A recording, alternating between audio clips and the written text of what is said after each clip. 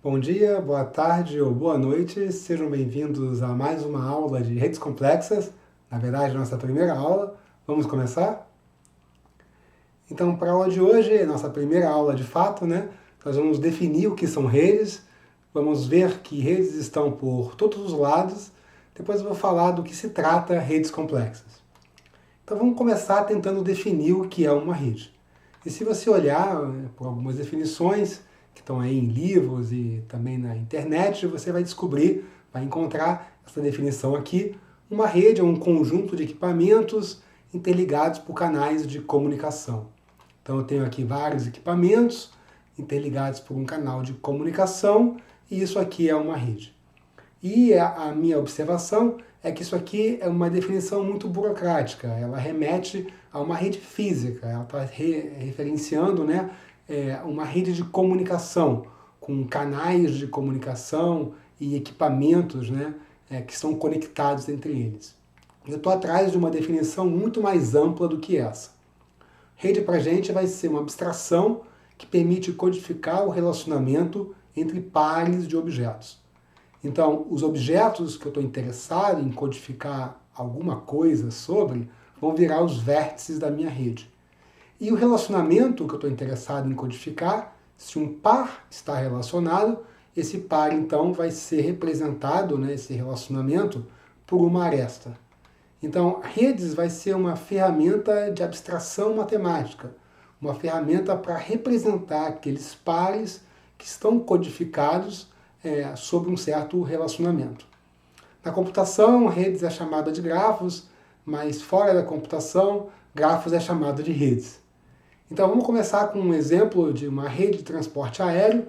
Aqui os objetos são cidades e o relacionamento é existência de voo comercial entre cidades. Então eu tenho um conjunto de cidades. Se eu pegar um par de cidades, por exemplo, Rio e Natal, se existir um voo comercial direto, né, de uma cidade para outra, eu vou dizer que esse par está relacionado. Então eu posso inspecionar esse relacionamento para cada par de cidades nesse meu conjunto e construir uma rede que codifica, né, os voos comerciais entre esse conjunto de cidades. E daqui você fica sabendo que você consegue ir de São Paulo para qualquer cidade pegando um voo só. São Paulo é o centro dessa rede e que não tem voo direto, né, entre Cuiabá e Belo Horizonte. Você tem que passar por São Paulo, né, nesse meu exemplozinho aqui. Então repare que a rede já começa a revelar informação sobre esse meu sistema, no caso, o transporte aéreo aqui. Tá? Então, em particular, a rede ela vai codificar a estrutura, né, induzida por esse relacionamento, qualquer que seja ele. Vamos falar de redes sociais, que está muito na moda. Em redes sociais, os objetos são pessoas e os relacionamentos é algum relacionamento entre pessoas. Por exemplo, ser amigo no Facebook. Então eu posso pegar um conjunto de pessoas, como esse daqui, e codificar esse relacionamento. E aí, se um par de pessoas estiver relacionado, né, se eles forem amigos no Facebook, eu coloco uma aresta entre eles. Caso contrário, eu coloco uma não aresta, né? Eu não coloco aresta nenhuma entre eles. Então, por exemplo, Marcos e Carol, eles não são amigos no Facebook, mas Carlos e Maria são amigos no Facebook. Repare que eu poderia codificar outro relacionamento entre esse mesmo conjunto de pessoas, que é ter se beijado. E aqui, ter se beijado no mundo real, para ficar mais fácil a definição. Ok? Então, o que vai acontecer é que eu vou ter uma outra estrutura, uma outra rede, né? Repara aqui que Ana e Marcos não se beijaram no mundo real, mas eles são amigos no Facebook, tá? E o contrário também é possível, né? Marcos e Carol se beijaram no mundo real, mas não são amigos no Facebook. Então repara que essas duas redes sociais, elas têm estruturas diferentes. Estão correlacionadas, né? Porque amigo no Facebook e se beijar são relacionamentos que existem correlação, mas eles não induzem a mesma estrutura. Okay? E diferentes relacionamentos, mesmo sobre o mesmo conjunto de objetos, como nesse caso aqui, eles vão dar origem a redes diferentes. E se o relacionamento estiver correlacionado, como é o caso desses dois relacionamentos, a estrutura das duas redes vão estar correlacionadas. Vamos falar de uma outra rede social, que é chamada de rede de colaboração.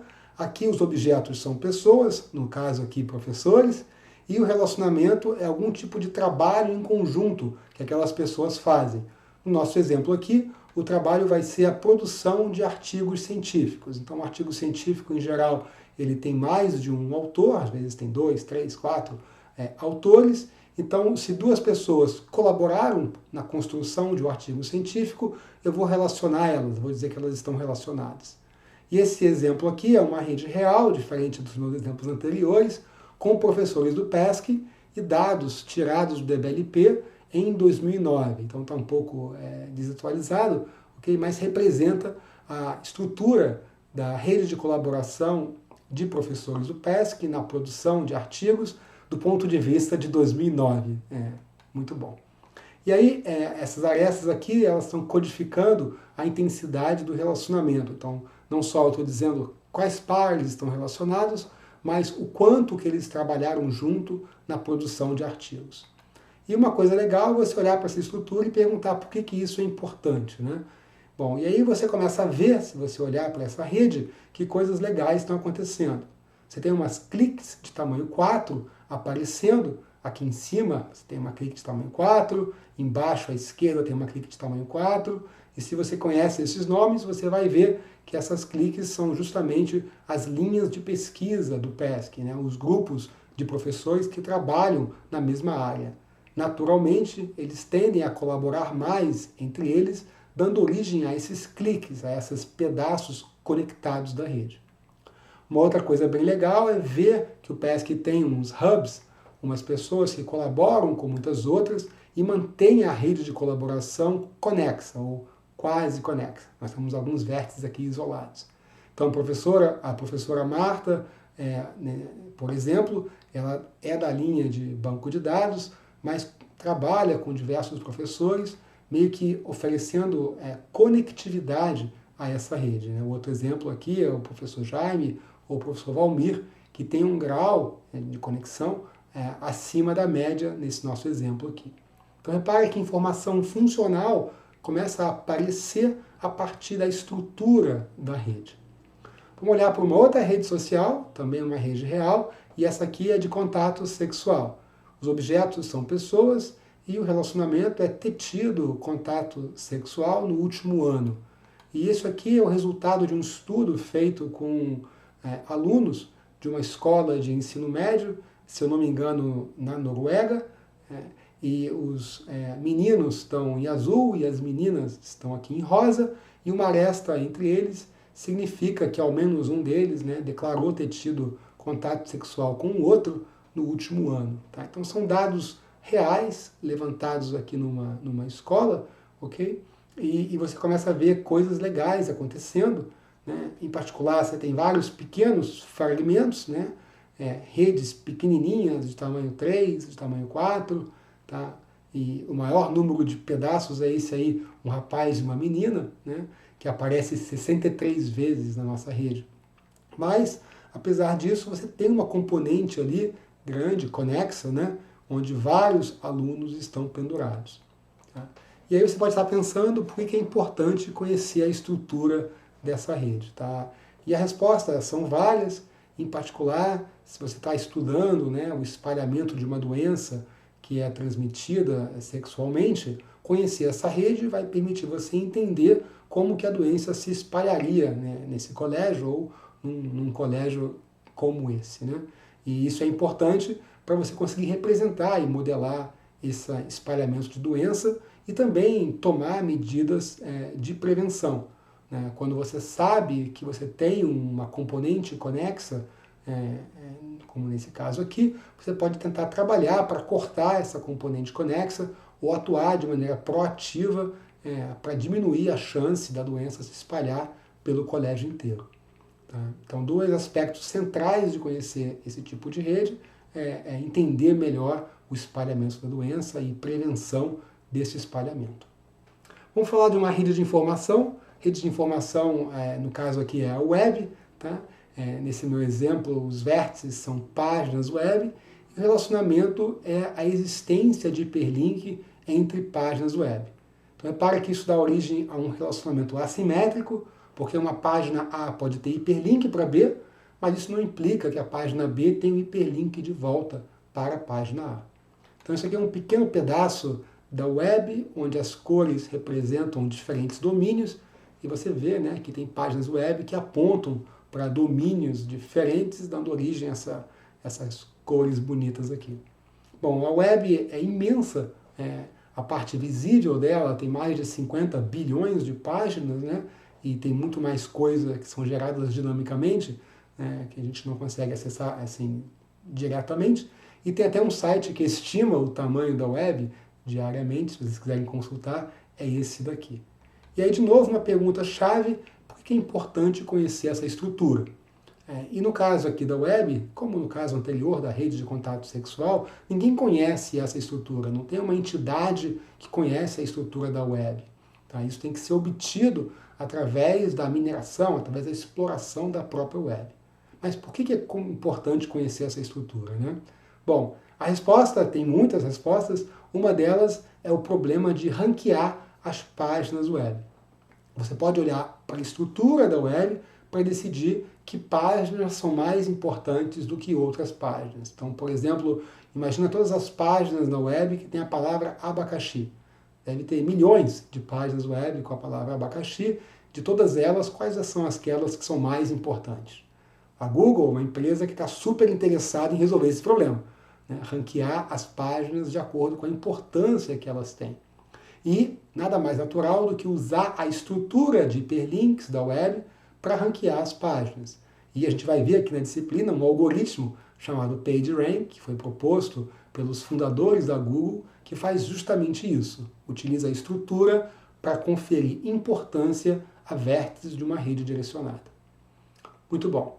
Vamos olhar para uma rede biológica agora, onde os elementos são, em geral, coisas que saem da natureza. Nesse meu exemplo aqui, são proteínas que acontecem, que aparecem numa célula humana.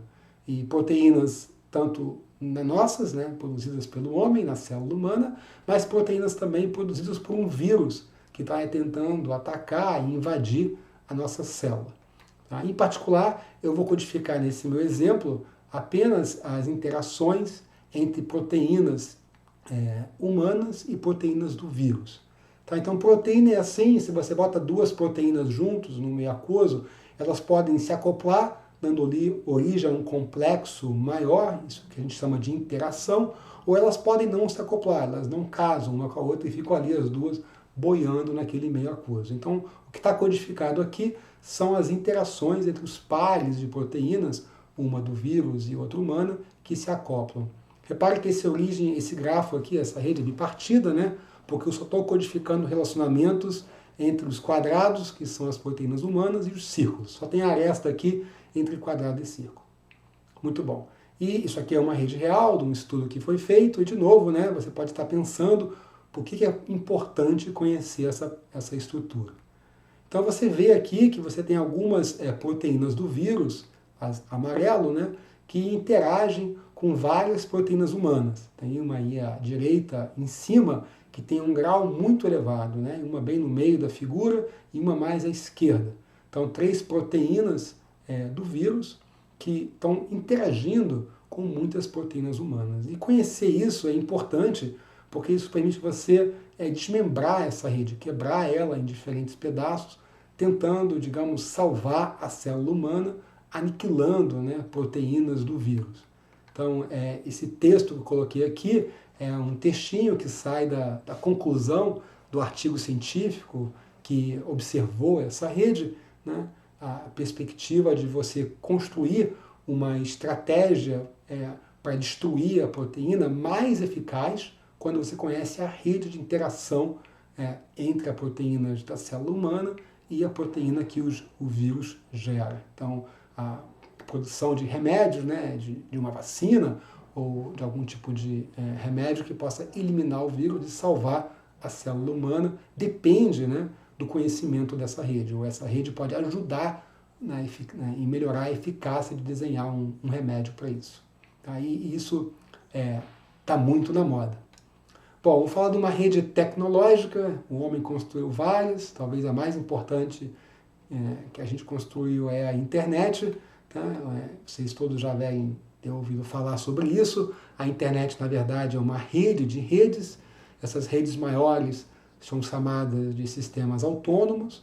A internet hoje tem umas 45 mil dessas redes, e essas redes se interligam, né, formando o que a gente conhece como a internet.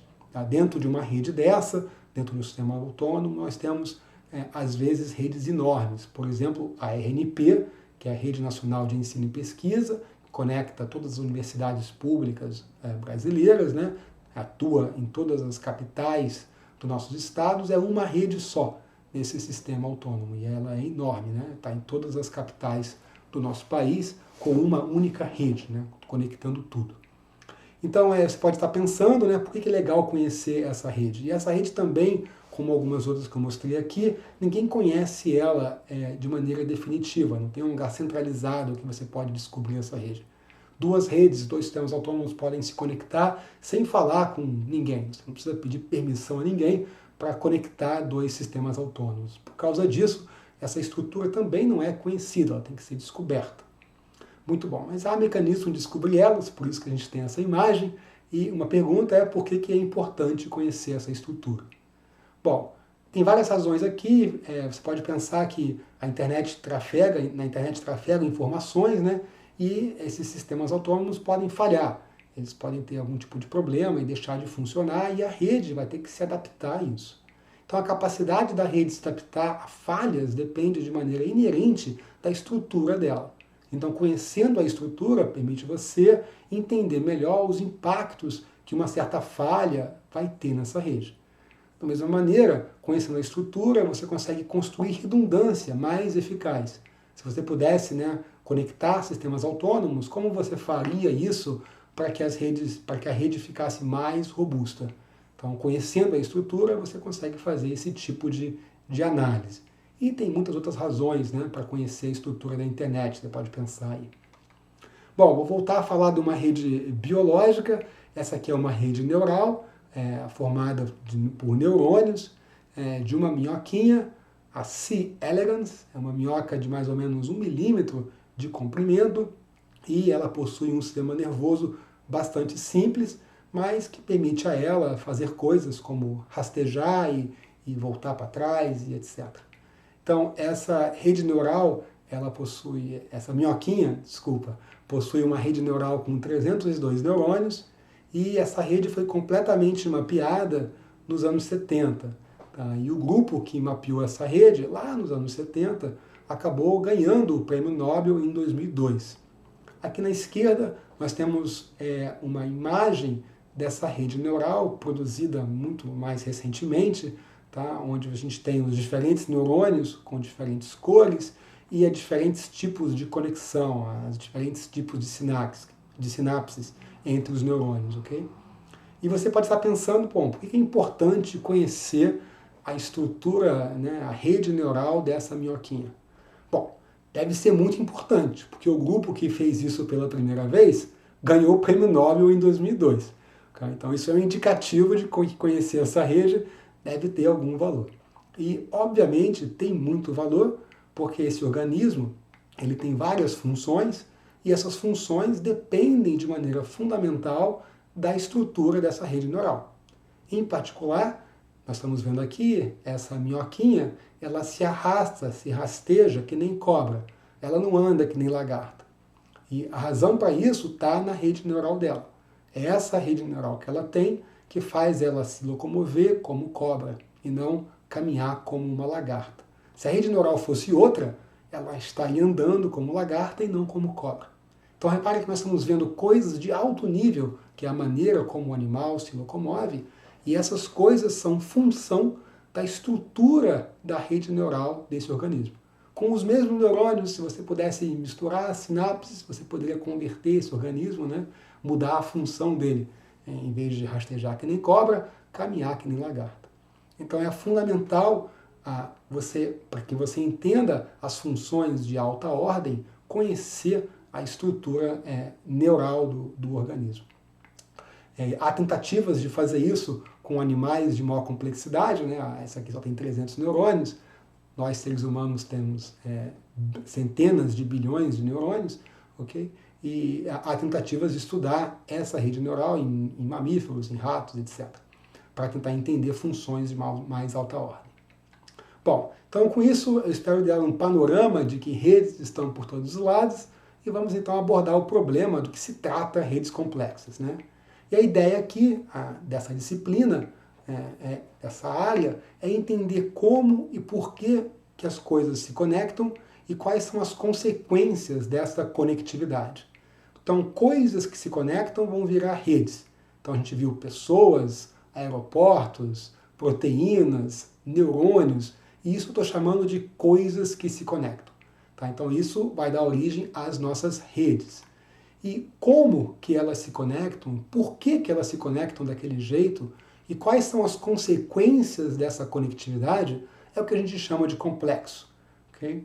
Em particular, a estrutura da rede vai assumir um papel central no problema que você está estudando. A estrutura da rede vai passar a ter, vai passar a ser necessária para você compreender fenômenos que a gente ainda não explica muito bem. A estrutura vai ajudar a gente a entender melhor as coisas que nós temos para responder. Okay? E isso é o que é difícil, isso é o que é complexo. Então, uma coisa muito importante é que a rede em si não é complexa, né? A rede é só a rede, é uma estrutura entre objetos. O que é complexo é por que a rede é assim, né? E quais são as consequências, quais são as implicações dessa rede. Então, naquele exemplo de ranqueamento de páginas web que eu comentei, isso só é possível, o algoritmo PageRank só dá certo por causa da estrutura da web. Se a web tivesse outra estrutura, se a web fosse um grafo regular, onde todo mundo tem o mesmo grau de entrada, o PageRank jamais funcionaria. Então repara que a função aqui, no caso o ranqueamento, passa a ser dependente da estrutura. E isso é o que é interessante.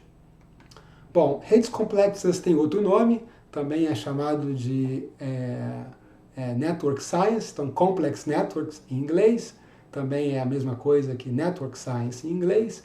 E em português, Network Science vem sendo traduzido como ciência de redes, ou ciência das redes. É uma área de pesquisa emergente, completou 23 anos ano passado, tá? E é uma área intrinsecamente multidisciplinar. Você encontra pesquisadores de várias áreas do conhecimento estudando redes, okay? Na física, na matemática, na sociologia, na biologia e por aí vai. Existem muitas questões fundamentais em aberto ao tentar explicar, né, o papel da estrutura nas coisas, né? Qual a importância da estrutura para o seu problema.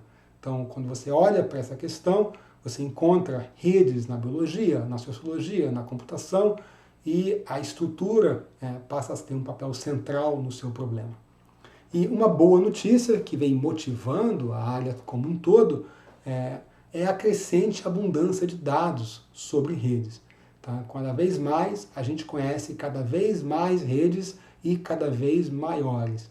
Então essa informação empírica de redes reais permite a gente estudar, entender, caracterizar redes em diferentes domínios, tentando ligar e compreender por que essas redes têm essa estrutura e quais são as consequências disso. Então, Network Science tem uma forte relação com Data Science. Então, Data Science é ciência de dados, né?